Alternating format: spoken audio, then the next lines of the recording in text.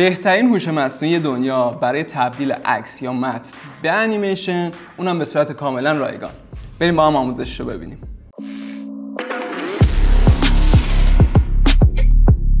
سلام، من سجادم، به کانال من خوش اومدین. امروز میخوایم با هم دیگه یه سایت هوش مصنوعی رو بررسی بکنیم که میتونیم با استفاده از اون عکس یا نوشته هاتون رو به انیمیشن تبدیل بکنین، اونم به صورت کاملا رایگان. این سایت سه تا مزیت خیلی مهم داره. یکی اینکه خروجی با کیفیتی بهتون میده، دوم اینکه سرورهای قدرتمندی داره و تایم نسبتا کمی زمانی برای تا بهتون خروجی رو بده، و از همه مهمترم اینکه میتونین به صورت رایگان ازش استفاده بکنین و تا تعداد دفعات زیادی ازش خروجی بگیریم. اسم این هوش مصنوعی مینیمکس یا هایلو و برای شروع باید ابتدا وارد سایتش بشیم. سایت رو باز میکنیم، آدرسش هم این پایین براتون میذارم، hailoai.video. خب زمانی که وارد سایت میشیم اولین کاری که باید بکنیم اینه که داخل سایت ثبت نام بکنین، یا اگه آیدی دارین از قبل واردش بشین. خب روی گزینه ساین این کلیک میکنیم و اینجا میتونین که با استفاده از ایمیلتون داخل سایت ثبت نام بکنین. زمانی که وارد سایت میشیم میبینین که این بالا یه عددی نوشته. الان برای من 1040 ولی خب شما دفعه اول که واردش بشین با هر ایمیل جدیدی میبینین که 1100 تا بهتون کردیت میده.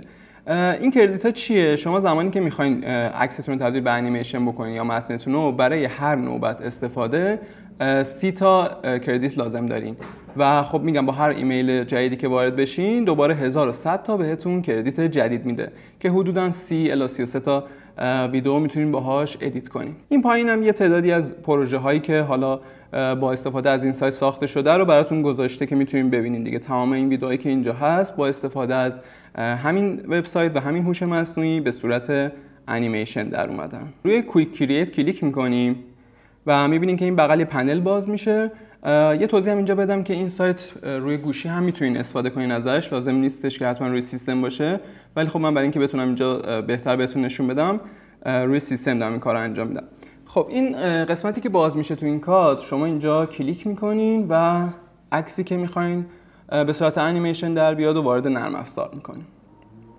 صبر میکنیم تا عکسمون آپلود بشه. زمانی که عکس آپلود شد میبینیم که یه باکس داریم این پایین که داخلش نوشته است و شما میتونید اون توضیحی که برای انیمیشن کردن این عکس لازم دارین رو اینجا تایپ بکنین.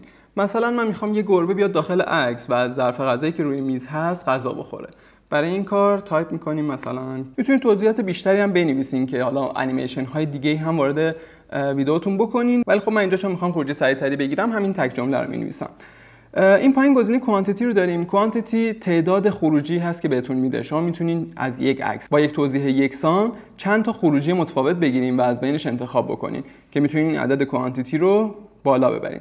ولی توضیحی که اینجا وجود داره اینه که شما تو نسخه رایگان تا 3 تا نهایتاً میتونین همزمان خروجی بگیرین و برای هر ویدیو هم 30 تا کردیت استفاده میکنه. یعنی شما اگه بخواید 3 تا خروجی ازش بگیرین انگار با 90 تا از کردیتاتون رو استفاده بکنین. من روی همین یک میذارم کوانتیتی رو و گزینه جنریت رو کلیک میکنیم و منتظر میشیم تا خروجی رو بهمون بده. میبینید که اینجا یه باکس باز میشه و زمانی که روی ویو کلیک بکنین میبینید که داره پروسه تبدیلش انجام میشه و اینجا باید تایمی رو منتظر بمونین تا خروجی نهایی رو بهمون بده.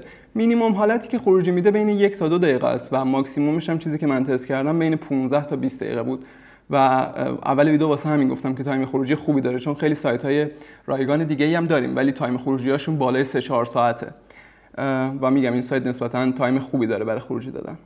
منتظر میشیم تا پروسش تموم بشه. خب اینجا پروسش تموم شد و خروجی نهایی رو بهمون میده و میبینین که این خروجی نهایی کار ما شد.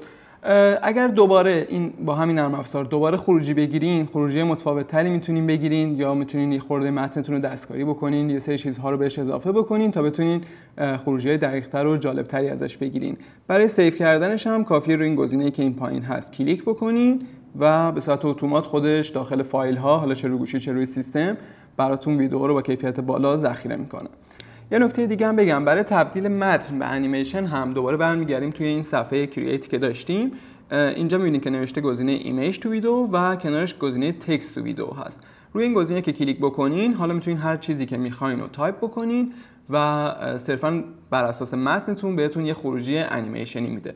امیدوارم که این آموزش براتون مفید باشه و بتونین که ویدیوهای خیلی جالبی باهاش بسازین.